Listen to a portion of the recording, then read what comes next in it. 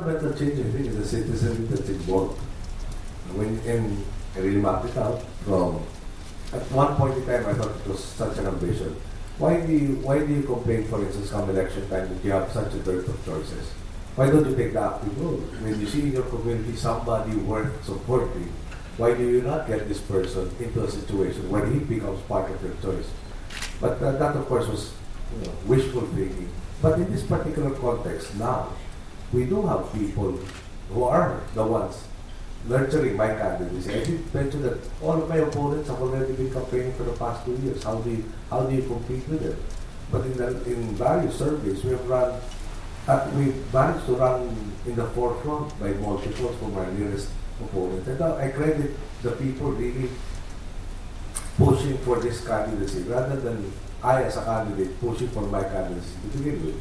Now, the only request is that once victory is achieved, that they do not go back and say, okay, we put you there, you're Superman, you take care of everything.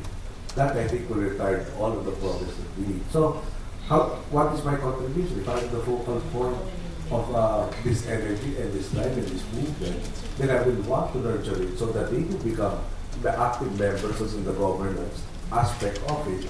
And hopefully that will entrench the system that there is no need for another edge of people power, that we do not get into levels such as we are experiencing now. Just to emphasize it, in the first impeachment trial of Mrs. excuse me, one of my colleagues in the House there said, in our part of the country, this is already got counts in the elections. I did not support the impeachment motion. Nobody castigated me for doing it. There was such a disconnect between, again, the governed and those governing, that those governing felt that they could do away with anything and everything. And that leads us into a worse situation spiraling down. Look at in the so-called, there was a scandal called the fertilizer scam, wherein funds that were supposed to have been inputted to our farmers to increase their productivity really got wasted. The issue that I'd like to emphasize is the disconnect is there was a part 2 of this so-called scam. And in the first part, there was a non-governmental organization that was used allegedly as a conduit to channel the funds. They were given 500,000 pesos in 2004. And our Commissioner on Audit said, this was wrong because they couldn't find the NGO and the address given. Come to 2007, that same NGO with the same problem of not being found in the same address was given 34 million pesos.